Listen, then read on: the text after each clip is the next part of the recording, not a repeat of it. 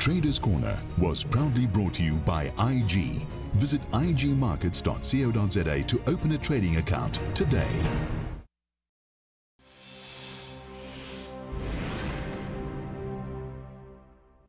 Welcome back. You're watching Traders Corner, and joining me as always on the show is Garth McKenzie, founder and editor of Traders Corner. Garth, welcome. Hi, Julieta. Garth, let's start off with last week's trade, which was Grindrod's. It initially worked out really well. Has it sort of tapered off, and what are you doing with it? Yeah, it has worked out quite nicely. It seems to be consolidating a little bit now. So if we have a look at the chart of it, which is up on the screen, I'll show you why I did this trade. You can see that it's been trending nicely higher with a successive pattern of higher highs and higher lows there. What I'd identified was that over the last 3 months or so, the stock has really been trading into an ascending triangle, with the upper boundary of that triangle at 21.50 Rand with that lateral resistance through the top, and then you've got a rising lower trend line to make up the bottom of that triangle pattern. So what you typically do with these is you take the height of that triangle at the broadest point, and then you project it out from where the breakout happens, and that gives you your target price. So in this case, that gives us a target price of 24.50 Rand. Now, I didn't wait for the breakout in this case. I often find that if you do wait for a breakout, then you might end up chasing the stock, then your risk to reward ratio is not so great. And also sometimes you can't get the kind of liquidity that you would like if you chase the break. So I basically bought it at 21 Rand in anticipation that we would see a break through the top of that resistance level there. And that has indeed happened now. So if we look at the risk to reward ratio there, the red block indicates the risk that we've taken basically between our entry price at 21 Rand and our stop loss at 19.50 Rand. And then the green block indicates our potential reward, in this case up to 24.50 Rand, where our target price is. So the risk to reward ratio here is decent. I think it's more than 2 to 1 in size, and you can see that just by eyeballing that red and green block that I've put up there. Yeah, quite difficult actually to pick a stock when the market is swinging wildly about as it has been over the last few days, and maybe that leads us on to where we're at the moment. I know you've got some very interesting slides showing us just how crazy it's been. Yeah, that's right. So it has been exceptionally volatile this week. Now, this chart that I've got on the screen at the moment is the chart of the top 40 future. It's an hourly chart, so every plotting that you see there represents 1 hour of trade. So to give you an idea, the 1st of July is there. So effectively, we've got the last week's worth of trade here on the top 40 future, showing all of the trade for July so far. And what you can see is that there's been a broad range here between 34,550 at the lower end and 35,550 at the upper end. So that's a 1,000 point range. But now have a look at what's happened during this week. We've rallied 1,000 points, then we've declined 1,000 points. We've rallied 1,000 points, we've declined another 1,000 points. Then we rallied about 800 points, and we pulled back about 700, and then we rallied off the low there about another 900 points. So that gives you a total of 6,400 points. That if you'd hypothetically, if you'd been able to catch the low and the high every time and gone long at the bottom and short at the top, and then covered your short at the bottom and gone long again at the lower end, theoretically there's been 6,400 points to have been made between those swing highs and swing lows, and that's in just 6 trading days. So it's unbelievably volatile at the moment. This is something I've very seldom seen in my trading career. And if you'd taken a geared position and got it right, that is, of course, the crux of the matter. If you'd got it right, you might have done exceptionally well out of it. Absolutely, if you got it right. But of course, in a volatile environment like this, if you get it wrong, then it also can hurt you quite badly. Garth, do you know anyone who's actually traded like this or managed to do well out of the last couple of days? No, I don't. I mean, look, trading for myself, I managed to buy it off the bottom of that range once and run it towards the top of the range.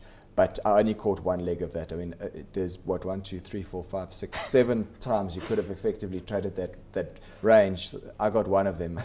I don't know anybody that's got all 7, but I mean, maybe there's somebody out there who's obviously a very good trader. They can email us and tell us about their glories on the stock market. Garth, I know that you want to bring up the average true range chart and show us what's happening there too. Yeah, well, it's the same topic really, just talking to the volatility in the market at the moment. Now, this is the average true range on the top 40 index itself. And what the average true range represents is it looks at the difference between the high and the low for each trading day over a set period of time. Okay. Now, what this chart is a 10-day average true range chart. So what it basically does is it looks on a rolling 10-day period at the range, the average range for a 10-day period. And it's very interesting. I mean, this goes back a long time, about 5 or 6 years. Now that over there, that massive spike in volatility was the financial crisis in 2008. But if you have a look, throughout 2012, our average true range was around about 300 points per day. So give or take 1% per day between the high and the low. And that was how it was throughout 2012. Now, all of a sudden, from around about March or April of this year, effectively since it became evident that the Fed might look to start tapering off quantitative easing, volatility in our market has started to significantly increase. And what we've got at the moment is a situation where our average true range is 735 points per day average. That's a range of 2% per day between the high and the low, every day on average. So it's massive. I mean, the only time that it's been higher than this was in 2008 during the financial crisis. So what is this actually telling us? I think it tells us that there's a great deal of uncertainty out there at the moment, and a great deal of dispersion between the buyers and the sellers. There's a case to be made for the bullish case. There's a case to be made for the bearish case. And I think you're just seeing a tremendous tug of war at the moment between the buyers and sellers, trying to ascertain which of those two scenarios is going to work out. Is it the bullish case? Is it the bearish case? And it also kind of comes at a time where we've seen liquidity being pulled out of our market, in the sense that there's been this exodus out of emerging markets since the Fed has indicated that they're going to look to taper off quantitative easing. That's created a hell of a lot of extra volatility in our market. I guess in an environment like this, you just really need to have your wits about you. I mean, perhaps trade a bit smaller, set your stop losses a little bit looser, but take smaller positions as well. Or not trade at all? I mean, would you advise, I suppose this is kind of a trading ideal if you can get it right, but of course if you get it wrong, as you said, there's lots of pain to be had. But I mean, if you just don't know what's going on, do you just stay out of the market? I think when in doubt, stay out. That's always a good rule. But if you're a sophisticated trader and you've got the ability to sit and watch the market throughout the day and be in front of a screen all the time, there is a tremendous amount of opportunity to trade this volatility. But you do need to be very careful. The thing about it is you must trade with smaller positions, I believe. And the nice thing about it is, because the volatility is so enhanced, you can actually make good money on a small position in this market.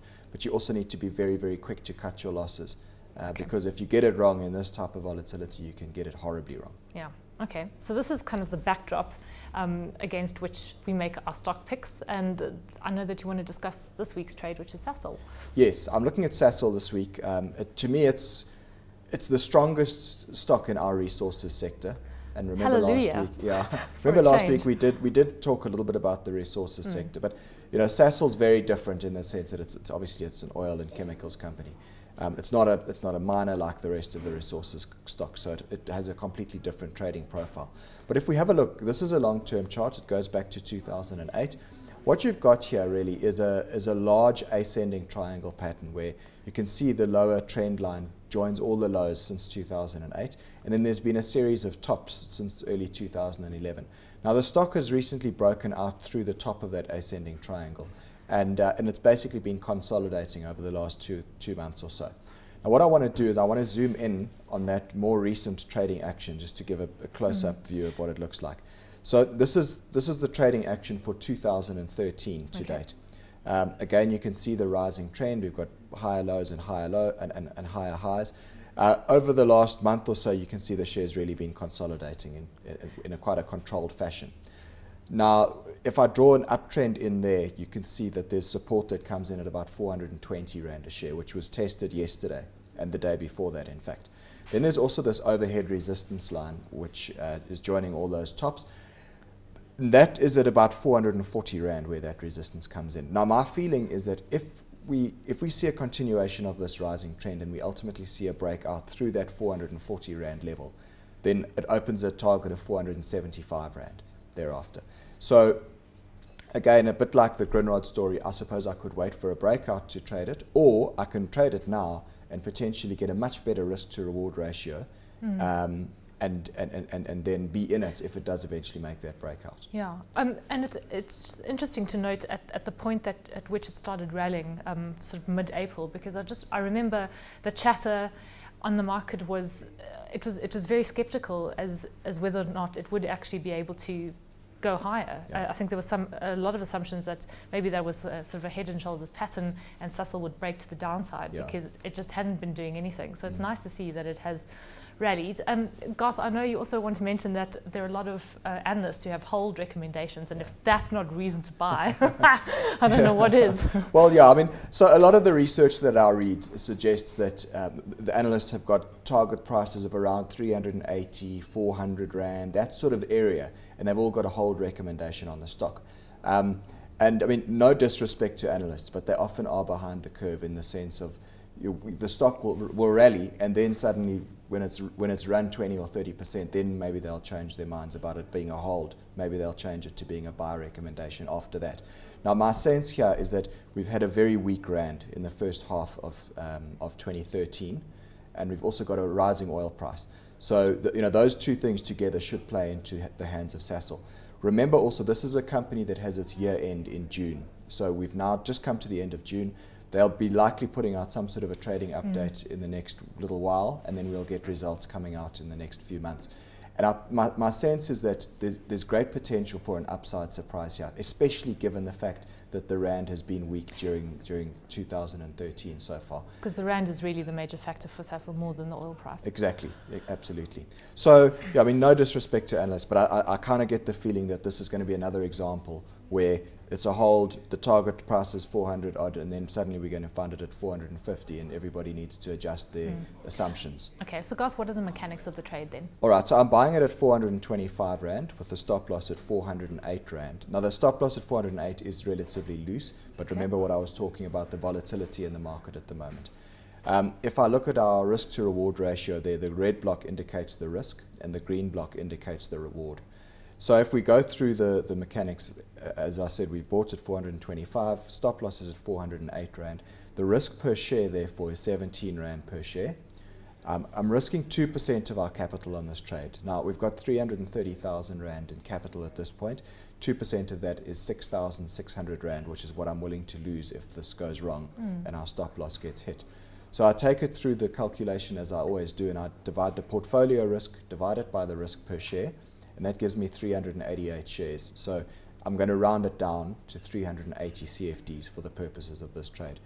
Our target's 475 Rand, and that means our risk to reward ratio is almost 1 to 3, which is quite decent. Okay, so have you actually put that trade on for the portfolio? Yes, I've put it on yesterday morning, and subscribers to traderscorner.co.za would have received a heads up on this yesterday, being Monday morning. Yeah. Garth, okay, so what does the portfolio look like then at this point? It's looking good. We're up above 330,000 Rand now in our portfolio, so that's up 32% for the year to date.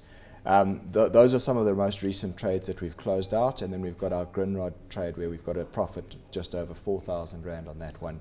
And Sasol we've just opened, and that's just getting off the mark now. Okay, so nicely up for the year. Of course, the big spike was a couple of weeks ago, really. But so ticking higher, and then Garth, next courses.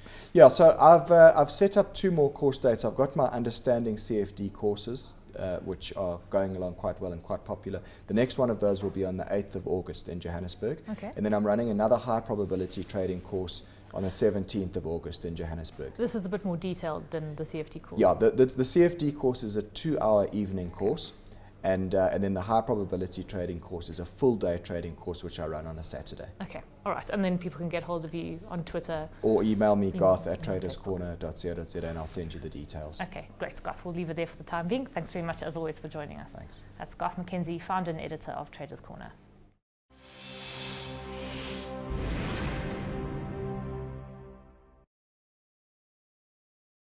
Traders Corner was proudly brought to you by IG. Visit igmarkets.co.za to open a trading account today.